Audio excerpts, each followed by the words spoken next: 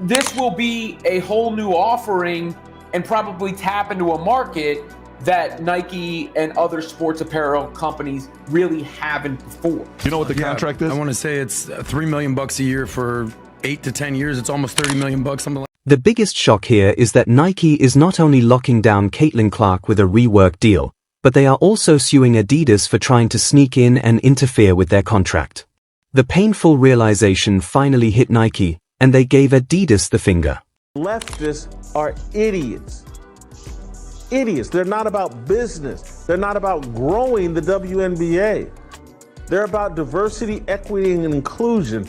This is insanity, what they're doing to Caitlin Clark. Legally speaking, it is obvious that two rival behemoths cannot simply snoop around in each other's athlete rosters in such a way. Adidas is now scrambling, claiming that they only made Clark an offer that she declined, but let's face it, they are up against the largest name in the industry, Nike. However, I will say that Caitlin Clark has created more buzz around the basketball landscape and has actually transformed and revived a league that was the WNBA, and she is getting paid a measly $28 million for 8 years as opposed to Wemby's $100. It's strangely exciting to see this conflict play out since, in the end, Nike wasn't foolish enough to let their golden goose escape. And let's not forget how the internet ridiculed Nike for nearly making a mistake in the first place. It's been an amusing mess all around. Season, it was announced that Caitlin Clark signed a massive endorsement deal with Nike. This deal was for 8 years, $28 million with a signature sneaker included. Now, at the time, a lot of us... Man, I almost feel sorry for Adidas because all they attempted to do was seize what Nike had completely forgotten about. To be honest, they almost succeeded in doing so. This wasn't just some sporadic rumors circulating on Twitter, it was the real deal, and it came with a lot of heat. Adidas threw everything at Caitlin Clark as if they were attempting to stage a sneaker coup or something.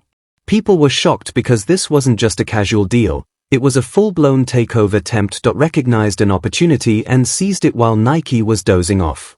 He struck absolute gold when they signed Caitlin Clark to an 8-year, $28 million endorsement deal. So why in the world? And with that, Nike has not done one thing to promote her. We have not seen any commercials. We have not seen any ads. We have not seen any Caitlin Clark merchandise. And we for sure as hell have not seen any Caitlin Clark signature. However, this is where it becomes even more juicy.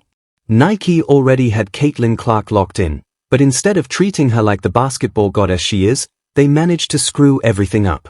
They promised her a signature shoe and a collection that would launch in 2024, but in typical Nike manner, they botched the rollout.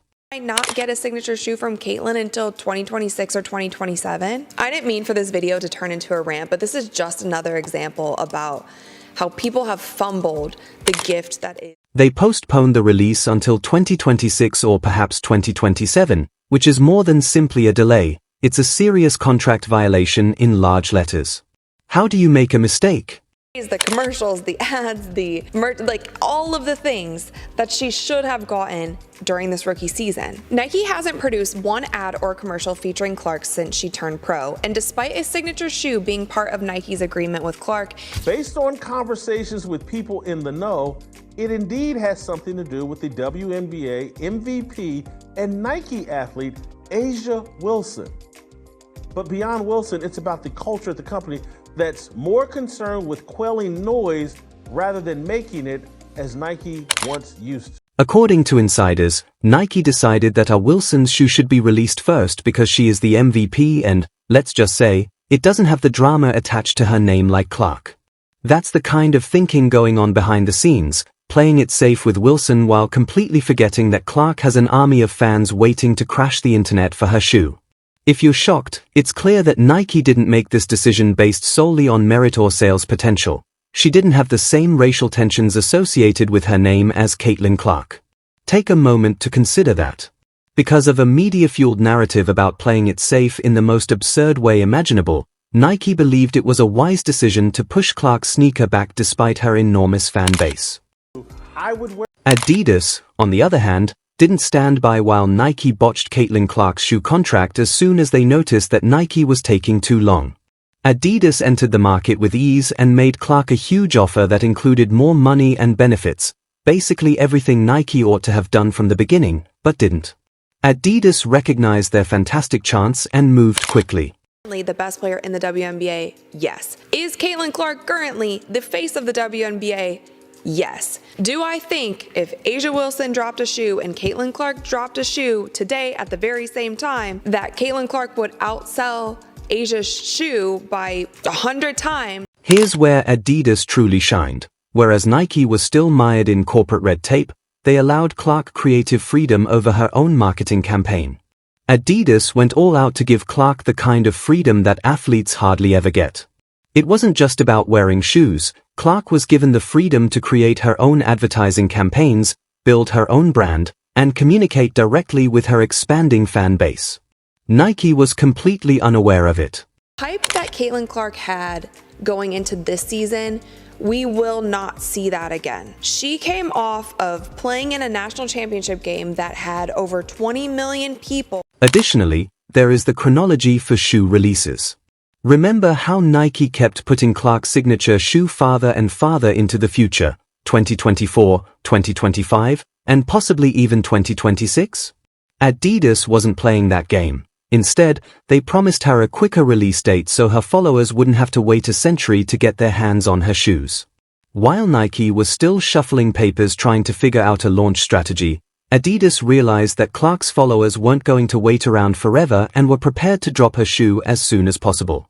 Meanwhile, Nike was in full-on panic mode. The fan base was at an all-time high, and Nike knew that if both shoes were released at the same time, Clark's would sell out in a heartbeat, leaving Wilson's gathering in ruins. Nike couldn't afford to let that happen, so they went into full damage control mode, trying desperately to revive the original contract they'd neglected after pushing Clark to the sidelines for months. Now, they were attempting to get her shoe launch back on track for a 2024 release date they had promised her, but then abruptly they were determined to get her shoe to market as quickly as possible because they understood that losing her to Adidas would be disastrous. She deserves it! She deserves it! But let's be honest for a moment. It was too little, too late, and Clark's fan base wasn't exactly pleased with the way she'd been treated. Fans had witnessed Nike sideline Clark to push Wilson, and now that Adidas was in the picture, Nike was looking more like the antagonist in this story. It wasn't just about sneakers anymore. It was about loyalty, respect, and the way Nike had handled their rising star behind the scenes. Billie Jean's tweet really started the Adidas buzz. King, who is actually an Adidas ambassador, was out there praising Caitlin Clark's accomplishments when things started to heat up. Insiders were talking about Nike's last-ditch attempt to sweeten the deal. Rumors had it that they were offering bonuses, accelerated production schedules, and a massive marketing blitz. Clearly, Nike was throwing everything at the wall in the hopes that something would stick because they couldn't afford to lose Clark, not just because she was a baller but also because of what she stood for off the court. Losing her to Adidas would be extremely detrimental to Nike's reputation, particularly in light of the racial and social factors already at work. All of this occurred because experts were making these claims. Winning unanimous WNBA Rookie of the Year, they've got no plans for a Caitlin Clark shoe. Why not? Well, the official reason from Nike is an obvious lie. What are they hiding? Is sports losing popularity? No, Adidas has done pretty well over that time despite ending their partnership. There were even rumors of a lawsuit, as if that wasn't enough drama. Brewing, yes, Nike wasn't just sitting around trying to work out a deal. They were also getting ready to take Adidas to court.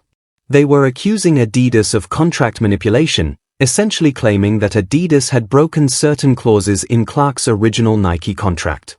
Nike wasn't going to let Adidas sneak in and steal their athlete without a fight, so on top of everything else, there was talk of a legal battle between two of the biggest sports companies in the world. LeBron James had his own signature shoe his rookie year.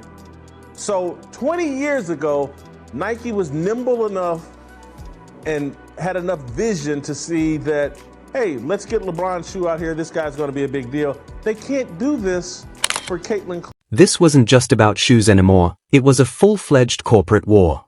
Adidas made their move, and now Nike was trying to claw their way back into the game. Whether or not they could actually stop Adidas from signing Clark was still up in the air, but one thing was certain. Nike wasn't going down without a fight.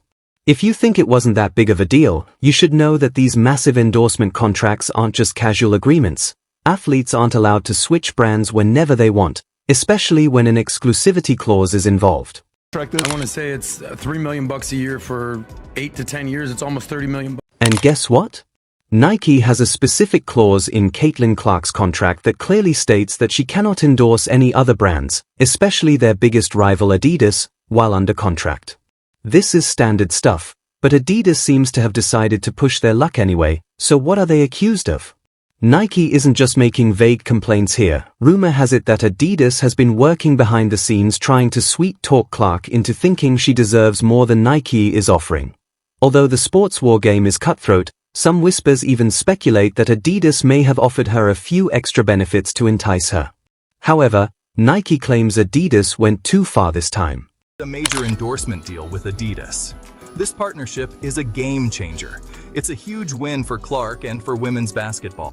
Adidas should have known better than to tamper with the exclusivity clause in Clark's original Nike contract, but here they are allegedly using some behind-the-scenes tactics to take Clark away. It's like watching two fighters in the ring, but one of them is acting dishonestly and Nike is calling foul, but we're way past rumors.